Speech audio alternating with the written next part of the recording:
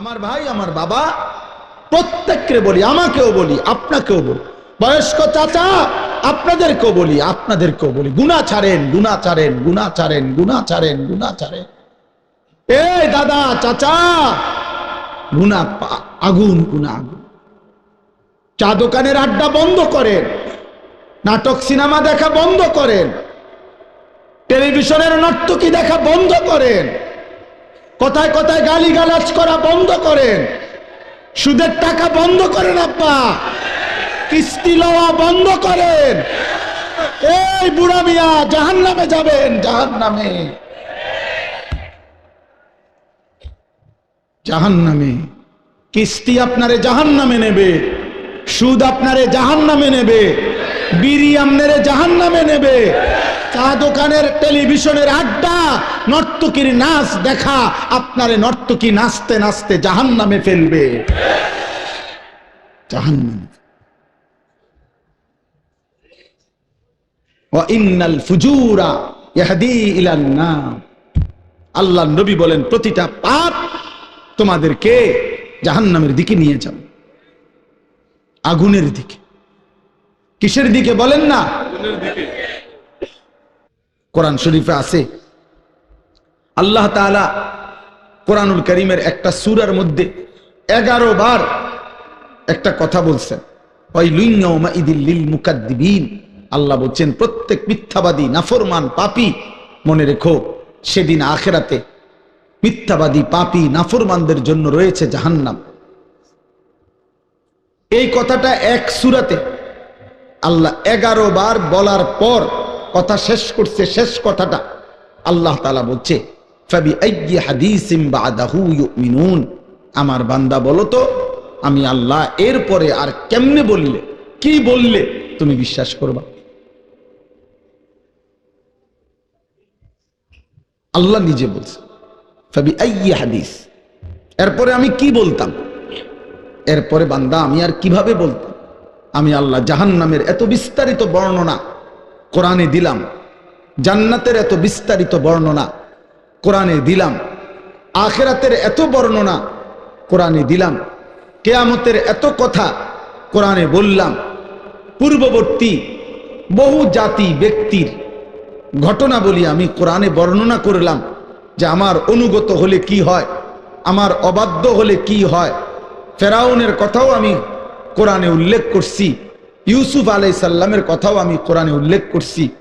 আনুগত্যের পুরস্কার কি, আমার অবাধ্যতার পরিণতি কি, সেই নূহ আলাইহিস সালামের কওম থেকে আমি আল্লাহ যুগে যুগে কত জাতি, কত ব্যক্তিকে আমার নাফরমানির কারণে ধ্বংস করে দিছি, কত জাতি, কত ব্যক্তিকে আমার আনুগত্যের কারণে সম্মানিত করেছি। এগুলো আমি কোরআনে বলেছি। আমি জাহান্নামের বিস্তারিত বর্ণনা দিয়েছি, জান্নাতের কথা আমি আল্লাহ বলেছি, আমার রসুলকে আমি কেন পাঠাইছি সেটা আমি বলছি, আমার আদেশ কি আমি বলছি, আমার নিষেধ কি আমি বলেছি, আমি তোমাকে কেন বানাইছি তাও বলছি, আমি তোমার কাছে কি চাচ্ছি তাও বলছি, আমি তোমাকে আখিরাতে কি দেব তাও বলেছি, দুনিয়া তুমি কিভাবে চলবা তার বিধিবিধানও আমি বলে দিয়েছি। তো আল্লাহ যেন বলে বান্দা আর আমি কি বলতাম, তবুও কেন জাহান্নামী হইলাম? এর জন্য কিয়ামতের দিন যেন আল্লাহ তাআলা জিজ্ঞেস করবে, বান্দা বলো বান্দা কেন জাহান্নামী হইলাম, কি জিনিস ছিল না তোমার? তুমি কি শুনো নাই আমি তোমার রব আল্লাহ? তুমি কি শুনো নাই তোমার নবী মুহাম্মদুর রাসূলুল্লাহ সাল্লাল্লাহু আলাইহি ওয়াসাল্লাম? তুমি কি শুনো নাই তোমার কিতাব কোরআন? তুমি কি শুনো নাই তোমার ধর্ম ইসলাম? তাহলে তুমি একবারও ভাবলে না কেন, একবারও চিন্তা করলে না কেন? প্রিয় ভাই, প্রিয় ছেলেরা, তোমরা ছোট না, 14 বছর 16 বছর বাবা ছোট না। 16 বছরের সাহাবী যুদ্ধের সেনাপতি ছিলেন, 17 বছরের মুসলমান, সেই আরব থেকে এসে এই ভারতীয় উপমহাদেশে সর্বপ্রথম হিন্দু রাজা সিন্ধুর দাহির পরাজিত করে সর্বপ্রথম ইসলামের পতাকা রাজপ্রাসাদে, যিনি হিন্দু রাজার প্রাসাদে সর্বপ্রথম কালেমার পতাকা উড়াইছেন, তিনি 17 বছর বয়সী যুবক ছিলেন।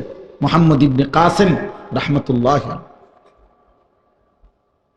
গোটা আফ্রিকা যিনি বিজয় করেছেন তিনি 22 বছরের যুবক ছিলেন, উকবা ইবনে নাফি' রাদিয়াল্লাহু তাআলা। তোমরা ছোট না, তোমরা ভাবতেছো তোমরা এখনো বাচ্চা না। আব্বা বাচ্চা না, বাচ্চা হলে এত দুষ্টামি এত গুনাহ।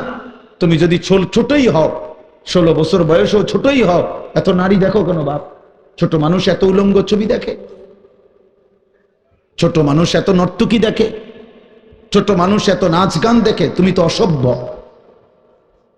এত কম বয়সে যে এত বেশি মোবাইলে নারী ছবি অশ্লীল দৃশ্য দেখো, তুমি তো লম্পট চরিত্রহীন, তুমি তো অসভ্য, তুমি তো বেহায়া নির্লজ্জ। তুমি যাকে দেখো মোবাইলের ছবি সে তোমার মা না ফরমান? বলো একটা ছেলে, বলো তোমার মাকে দেখো। যদি মানুষের বাচ্চা হও, রক্তে যদি মানুষের রক্ত হয়, তো তুমি কল্পনা করো তো যে তোর মাকে এরকম দেখুক কেউ, তোর মাকে উলঙ্গ দেখুক কেউ, তোর বোনকে উলঙ্গ দেখুক, তোর মেয়েকে কেউ বিবস্ত্র দেখুক বেটা, তোর ফুফুকে দেখুক, তোর খালাকে দেখুক। তাহলে তুমি যাকে দেখছো সে কি কারো মা না? সে কি কারো বোন না? সে কারো মেয়ে না? সে কারো ফুফু না? সে কারো খালা না? এজন্য মনে রাখো বাবা, আজকে তোমাদেরকে তোমাদের অভিভাবকরা মনে করছে তোমরা ছোট, আর সেই সুযোগে শয়তান তোমাদেরকে দিয়ে সমস্ত নষ্টামি করায় ফেলছে।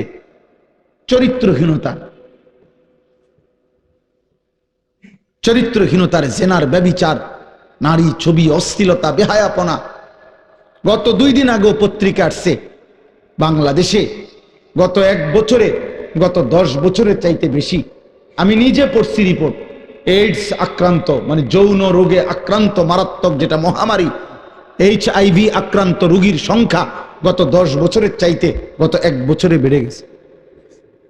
এবং উনি লিখছেন যে এর একটি বড় অংশ, রিপোর্টার লিখছেন, বিভিন্ন হসপিটালের জরিপ হিসাব করছেন, এই হসপিটালে চিকিৎসাধীন কয়জন, এর মধ্যে উনি লিখছেন বড় অংশ কিশোর, যুবক না, কিশোর।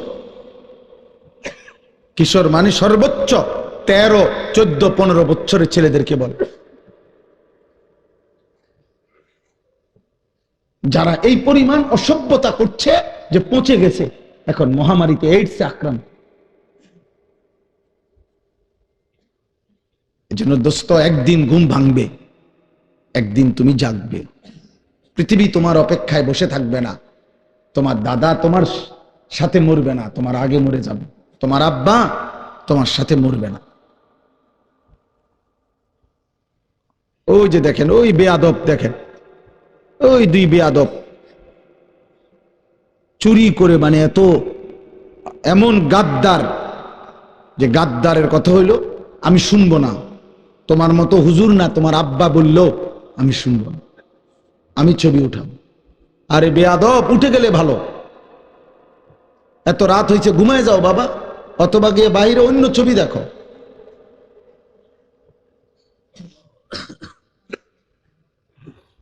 এই জন্য বললাম বাবা, এটা বুঝতে শেখো বাপ, আগামীর হায়াত অনিরাপদ হয়ে যাবে। লাম তাজহারিল ফাহিশাতু ফি কওমিন হাত্তা ইউলিনু বিহা ইল্লা ফাশা ফীহিমুত তাউন ওয়াল আওজা' আল্লাতী লাম তাকুন মাদাত ফি আসলাফিহিম আল্লাযীনা মাদাউ। নবী সাল্লাল্লাহু আলাইহি ওয়াসাল্লাম বলেন, কোন সম্প্রদায়ের মধ্যে যদি জিনা, ব্যভিচার, নারী পুরুষ ছেলে মেয়ের অবাধ মেলামেশা বেড়ে যায়, খোদার কসম নবী বলছেন, এটা যদি একদম খোলামেলা হয়ে যায়, ব্যাপক হয়ে যায়, তা আল্লাহর নবী বলেন নিশ্চিত সেই সমাজে মহামারী আসবে, তাউন, এবং এমন রোগ ব্যাধি আসবে যা তোমাদের পূর্ববর্তীদের মধ্যে ছিল না। প্রিয় ভাই, তোমাকে তো বাঁচতে হবে।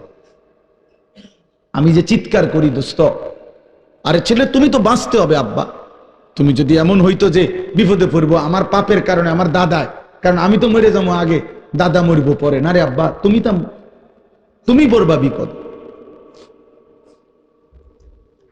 আগামীর সমাজে নিরাপদ সম্পর্ক, হাদিসে আছে, কোন সমাজের মধ্যে ছেলে মেয়েরা যদি অবাধ এই নারী ছবি, অশ্লীলতা, বেহায়াপনা, উলঙ্গতা তোমাদের সবার পছন্দ হয়, তাহলে আগামী সমাজে তুমি নিরাপদ সম্পর্ক, নিরাপদ ফ্যামিলি, আগামী সময়ে তোমরা নিরাপদ বোন, নিরাপদ মেয়ে, নিরাপদ ইজ্জত, সতীত্ব খুঁজে পাবা। আল্লাহর কসম করে বলো, কসম খোদার, এটা মনীষীদের কথা। তুমি যেমন নষ্ট, তো যে তোমার বিবাহের সম্পর্কে আসবে, তো একদিন পরে হোক আর 6 মাস পরে হোক, তুমি টের পাইবা সেও দুশ্চরিত্র। সেদিন আফসুস করতে হবে না। ঠিক বলে চিৎকারের দরকার নাই বাপ, তুমি বুঝো। আমি ব্যাপক সমর্থন চাই না, আমি আখেরাত চাই, আখেরাত চাই। আমি বললাম না, এটা কিতাবে স্পষ্ট আছে। আপনারা যারা বাবারা আছেন, আপনারা খুব বেশি খামখেয়ালি করতেছেন, খুব বেশি। আপনাদের ছেলেরা, এগুলো আপনাদের ছেলে, এই ছেলেগুলো এখানে যারা এখন বসছে, আসছে, এরা নর্থ বেঙ্গল থেকে আসে নাই, পার্বত্য চট্টগ্রাম থেকে আসে নাই, খুলনা বরিশাল থেকে আসে নাই, এরা রংপুর বিভাগ থেকে আসে নাই, এরা এখানকার আশেপাশে সর্বোচ্চ 10 কিলোমিটার 20 কিলোমিটার জায়গার ছেলে। তো 20 কিলোমিটার জায়গার যদি এখানে 1000 ছেলে হয়, 2000 ছেলে হয়, আপনারা ভাবেন তো এই 2000 ছেলের মধ্যে আপনারা একজন চাচা যারা নামাজ পড়েন, এরকম একজন নামাজি চাচা আপনাদের এলাকার ছেলে, আপনারা এখন দেখেন, দেখলেই আপনি বুঝবেন যে এখানে যদি 2000 ছেলে হয়, কমপক্ষে 1900-1800 ছেলে বেনামাজি। আর যদি মিথ্যা বলি তো তোমরা প্রতিবাদ করো। তোমরা যারা আজকের সারাদিনে 5 ওয়াক্ত নামাজ পড়ছো, যুবক ভাই, কিশোর ভাই, তো তোমরা প্রতিবাদ করো যে না, আমরা হুজুর আপনাকে এখন প্রমাণ করব আমরা বেশি অংশ নামাজ পড়ছি। বলো, তুমি চ্যালেঞ্জ করো, তাহলে বিচার হবে আমার, তাহলে আমার বিচার হবে। তোমরা যা বিচার করো আমি তা মাইনে নেব। হ্যাঁ, আমার ভিডিও হবে, বিচার তোমরা জানাই দিবা যে আমরা হুজুররে অপমানিত করে দিছি ভুল ইনফরমেশনের কারণে। তাহলে একটি 92 থেকে 95% সংখ্যাগরিষ্ঠ মুসলিম দেশে, যেখানে চারিদিকে মসজিদ, মাদ্রাসা, প্রতি ওয়াক্তের নামাজের আজান মাইকে হয়, হিন্দুস্তানের এমন অসংখ্য প্রদেশে, ইন্ডিয়ার মুসলমানের ওইখানের হিসাবে সংখ্যালঘু, যদিও আমাদের এখানের হিসাবে বেশি। বোঝেন নাই কথা? ইন্ডিয়ার মোট জনসংখ্যার কারণে হলো মুসলমান কম, কিন্তু আমাদের বাংলাদেশের সব মিলানোর চাইতে যে পরিমাণ, তার চাইতে ইন্ডিয়ায় মুসলমান বেশি। আমি নিজে ইন্ডিয়ায় তো ছিলাম 8 দিন 2022 সালে, আরো একবার গেছি 2018 সালে চিকিৎসার জন্য। তাহলে আমি তো ইন্ডিয়ার এমন প্রদেশে গেছি যেই প্রদেশের মুসলমান আছে কিন্তু কোন মসজিদে প্রকাশ্যে আজান দেওয়া নিষিদ্ধ, এরকম বহু জায়গা আছে। কোথাও কোথাও আবার অনুমতি আছে অল্প কিছু জায়গায়। তাইলে বলার উদ্দেশ্য হলো ভাইয়া, যেখানে চারিদিকে মসজিদের মিনারায় আজান হয়, প্রতি ওয়াক্ত নামাজ যদি আমরা কল্পনা করি, কমপক্ষে আমাদের এক একজন ব্যক্তি যেখানেই থাকি আশেপাশের, না হয়তো খেয়াল করলে 10টা মসজিদের আজান এতটা কাছাকাছি যে শুনবার কথা, তাহলে প্রতি মসজিদে যদি 4টা করে মাইকের হরন থাকে, তাহলে 10টা মসজিদে 40টা হরন একসাথে আজান দিছে। তুই নাফরমানের কলিজার মধ্যে, তুই এত বড় নিকৃষ্ট পাষাণ বেয়াদব, এত বড় বেয়াদব, তুই বেয়াদবের কলিজার ভিতরে এতগুলো হরনের মাইকের আজান, 100টা কলিজাটা কিন্তু নাড়াইতে পারে না। কত বড় নিকৃষ্ট বেয়াদব! বেনামাজির চাইতে বেয়াদব পৃথিবীতে কেউ নেই। কত বড় নিকৃষ্ট! হায়, তোর মা তোকে শেখায় নাই কোনোদিন? আহা, নাফরমান ছেলে, তোমার মা কোনোদিন বলে নাই তুমি মুসলমান? তোমার বাবা কোনোদিন বলে নাই? তোমার ছোটবেলার মক্তবের হুজুর তোমারে কোনোদিন বলে নাই যে মুসলমানের উপরে 5 ওয়াক্ত নামাজ ফরজ? তো 16 বছর বয়সে এভাবে ভুলে গেলা, 18 বছর বয়সে এভাবে ভুলে গেলা।